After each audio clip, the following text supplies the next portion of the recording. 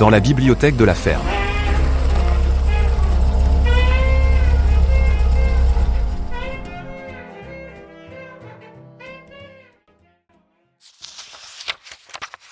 La France, victime de son gigantisme.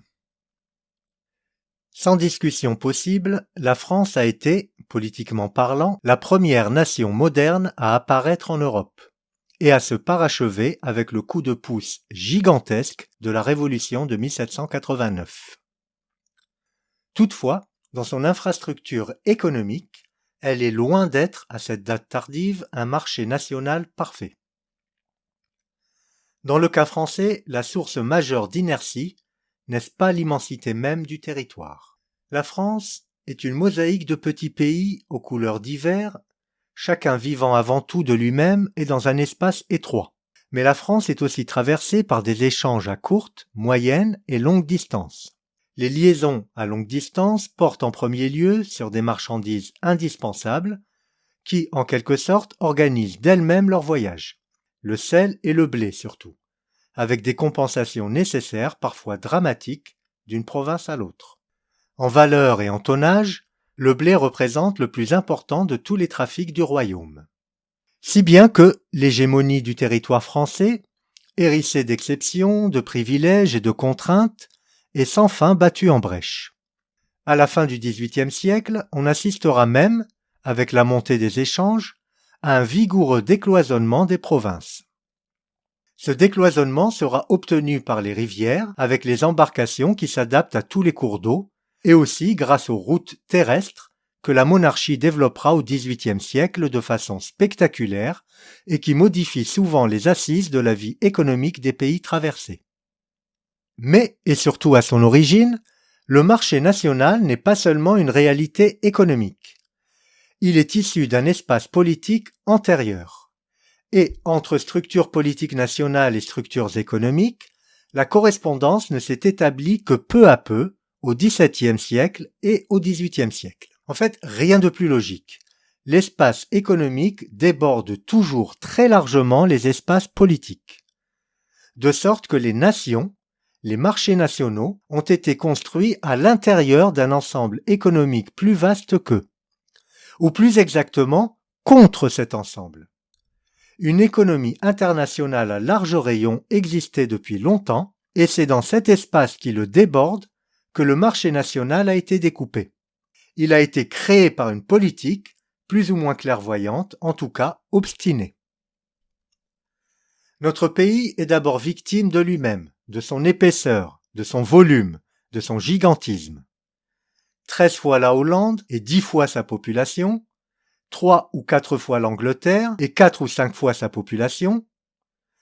Une étendue donc qui bien entendu a ses avantages. Si la France résiste régulièrement aux invasions étrangères, c'est tout de même en raison de son immensité. Impossible de la traverser, de la frapper au cœur. Mais ses propres liaisons, les ordres de son gouvernement, les mouvements et les pulsions de sa vie intérieure, les progrès techniques éprouvent aussi la même difficulté à la traverser.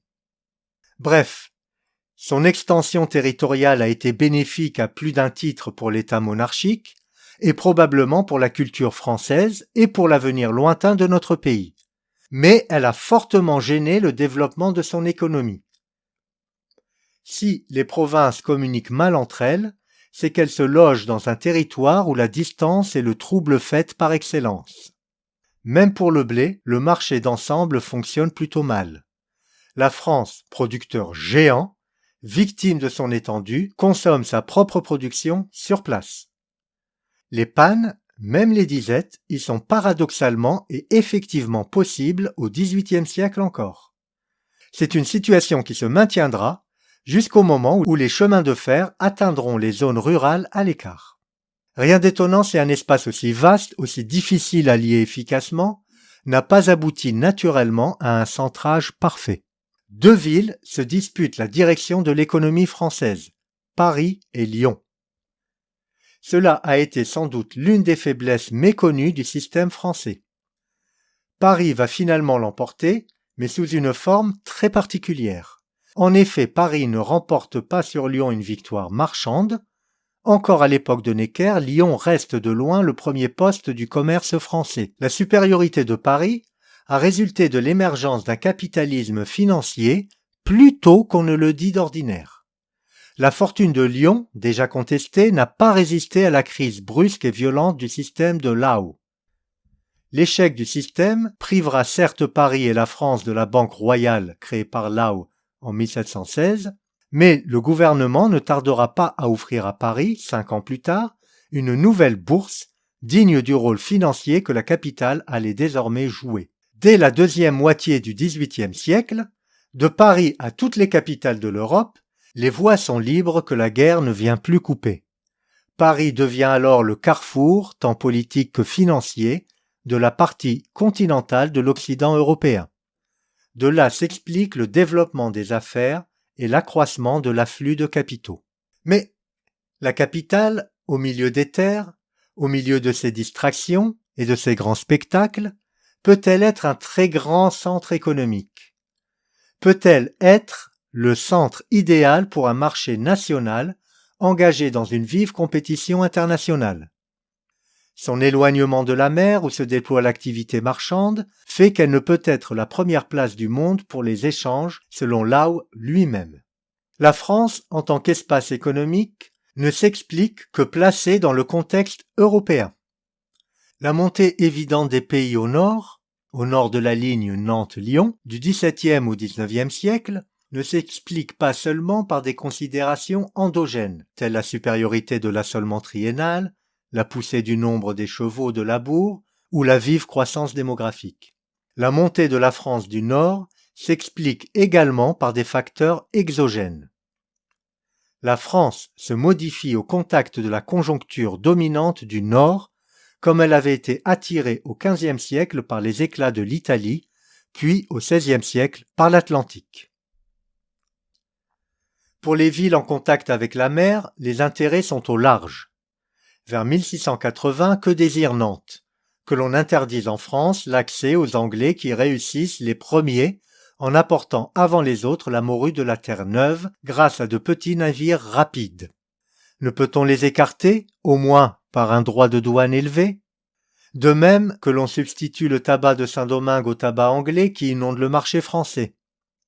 Que l'on reprenne aussi aux Hollandais et aux Hambourgeois les profits de la chasse à la baleine qui nous ont les uns et les autres enlevés.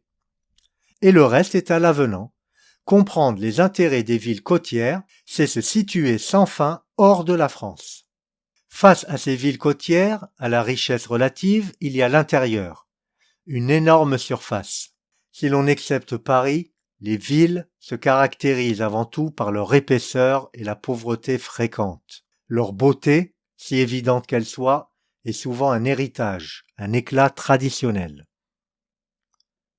En fait, si la société marchande, malgré ses avantages, ne triomphe pas en France de la société territoriale, c'est à la fois parce que l'intérieur du pays est d'une imposante épaisseur et qu'on ne peut que rarement le mobiliser en profondeur, mais c'est aussi que la France n'occupe pas dans l'ordre international la position dévolue à Amsterdam, puis à Londres, et que la vigueur du premier rang lui manque pour animer et entraîner des économies régionales qui d'elles-mêmes ne cherchent pas toujours l'expansion à tout prix.